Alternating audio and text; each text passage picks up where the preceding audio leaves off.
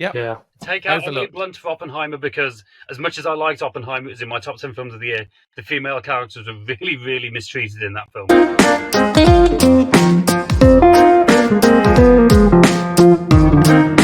And of course, this week we had the Oscars come out. Andy, you could snooze in the corner for a minute. You're on your own, guys. Yeah.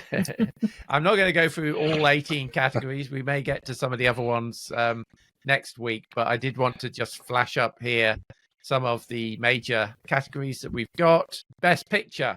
And as we talked about last week, Scott and I had a little competition with the nominations as to who could accurately predict the 105 places that were up for grabs in all but the short categories.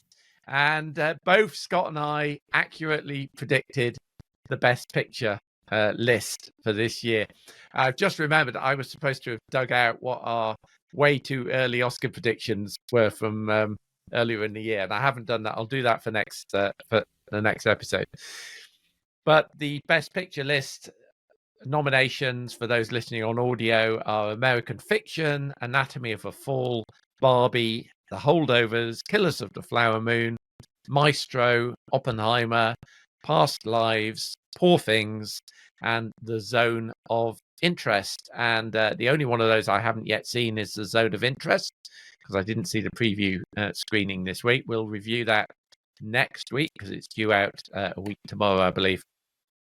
But that's a really solid set of Best Picture films, and can't really argue with any of those. I would sit down and watch any of those over again. So it's so good to see a film as commercial as Barbie in the Best Picture category. Yeah. Probably often the highest grossing films of the year, unless it's Avatar, ends up in the Best Picture category. Yep. So, can't argue with that. So next category is Best Actor. And for Best Actor, again, maybe not. Well, maybe one or two surprises. We've got Bradley Cooper for Maestro. We've got Coleman Domingo, who we were just talking about there, The Color Purple, but here he's nominated for Rustin. We've got Paul Giamatti for The Holdovers. We've got Cillian Murphy for Oppenheimer, and we've got Jeffrey Wright for American Fiction, which again we'll review next week because it's out on February the 2nd. Maybe surprise there is that Leo DiCaprio isn't nominated for Killers of the Flower Moon. No Barry Keoghan for Saltburn. No, Saltburn has been completely overlooked by the Academy, which is probably my biggest issue with the Academy. So that was a bit of a surprise. I think Godzilla, it's ridiculous. Well, Godzilla we did get Godzilla for visual effects. Godzilla did get a nomination. I remember Best Visual effects. That was never going to happen. I know. No chance. I thought Godzilla was fantastic in it. Exactly. Nailed Best Actor. Stole the film. We're not going to do our Oscar predictions. We'll save that until nearer the date, beginning of March. But I still think this is probably Cillian Murphy's to lose. Yeah. But Paul Giamatti is probably, like we were saying earlier, any other year, Paul Giamatti would have probably walked away with that one. Yeah. And in terms of Best Actress, we've got Lily Gladstone, who didn't get a BAFTA nomination, but she is nominated for Killers of the Flower Moon. We've got Annette Bening for Nyad, and I did finally this week get to watch Nyad. And I have to say, it's a stunning performance from both Annette Bening and Jodie Foster in that film. Well deserved, I think, as a nomination.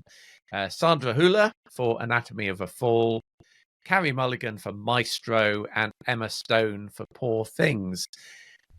Now, I just wonder whether there might be an upset for this one, because, I mean, all the running is definitely with Lily Gladstone to win this. She wouldn't actually be my personal choice for winning this one. I just wonder whether Emma Stone might stand a chance of pipping. I think she will. This for that. I think she will. It's just shocking. Sure. I know it's been talked about to death. I just cannot believe that Margot Robbie is not on that list. It's just shocking. Who would you drop off? That's hard to say because I haven't seen all the films. But, I mean, to be honest, what I've heard about Maestro, it seems like a film that, people didn't love, but they admired more than they liked. And Carey Mulligan isn't really in the spotlight as much as Bradley Cooper is. Maybe Carey Mulligan and swap her out for Margot Robbie, but I can't say I've not seen the film. I just say this is one of my problems with award ceremonies: the inconsistencies that you see. Yeah. And Ryan Gosling has come out. I think he's got a nomination for Best Supporting Actor. Yeah. And has come out and said he's really upset that Margot Robbie didn't get a nod for Barbie. And the inconsistencies every year stagger me. Mm-hmm. And, I guess it's just one of the problems. they are individual categories, and that's what I always say when you get people saying, "Well, why wasn't so and so nominated?" You say, "Well, who are you going to drop out the list? Was it a better performance than the one that you're dropping out of the list?" And it's a very subjective view, but it's very difficult. That's my problem. Yeah. Next category we've got is Best Supporting Actress, and here we've got Emily Blunt for Oppenheimer, Danielle Brooks, who we were just talking about, for The Color Purple, America Ferrera for Barbie, Jodie Foster for Nyad, and Divine Joy Randolph, who again we were talking about earlier, for The Holdovers. I guess the surprise in this list for me was America Ferrera for Barbie. Same. Yeah, she has surprise. I just once again, Rosamund Pike, Saltburn. Yes. Yep. Yeah. Take out Emily Blunt for Oppenheimer, because as much as I liked Oppenheimer, it was in my top 10 films of the year. The female characters were really, really mistreated in that film. I thought they were fairly poorly written. Yeah, take Emily Blunt out, as much as I love Emily Blunt, and put in Rosamund Pike for Saltburn instead. Yeah. It was a much more interesting performance. Yeah.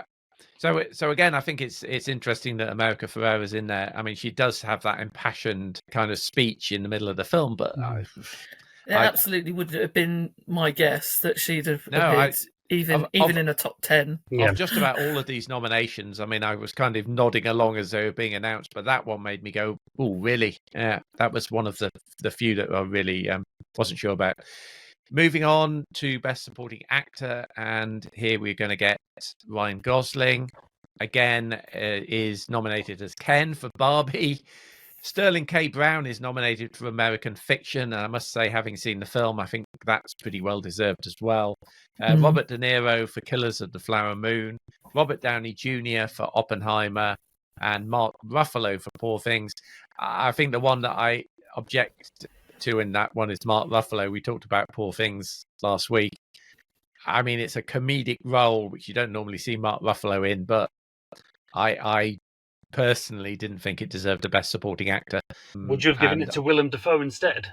I would have given it to Willem Dafoe instead, yeah. In order of ranking of the acting performances, I would put Mark Ruffalo below both Willem Dafoe and Emma Stone. I think that's going to be an upset on the night. I think people are going to be shocked by how that one's going to go. I don't think that Really? I don't think that one's in the bag for anyone. I don't think. I would. I would have said that was Robert Downey Jr. or Gosling for me. I think Downey seems to have it right now. I would have said Downey. Robert Downey Jr. is probably favourite for that. I'd love to see Gosling win, though. That'd be amazing. We're not going to have this in this section, but the original song, "I'm Just Ken," has been nominated, so that is going to be fun to perform see on the night. Surely performed on the night. Yeah. That's probably why they nominated it. I just wanted Jack Black. Let's get to people Peaches. watching. That's what I wanted. On to Best Director, and this has Anatomy of a Fall with Justine Triet, Killers of the Flower Moon by Martin Scorsese, Oppenheimer for Christopher Nolan, Poor Things, Yorgos Lanthimos, and The Zone of Interest, Jonathan Glazer. Again, I guess one of the surprises here, I mean, there was an opportunity this year, I think, to put in 3 different female directors. They've got Justine Triet in there, but there's nothing in here for names have gone completely. Greta Poor Gerwig. Things. Greta Celine Gerwig. Song. Nothing in here for Greta Gerwig. Nothing for Emerald Fennell. Nothing.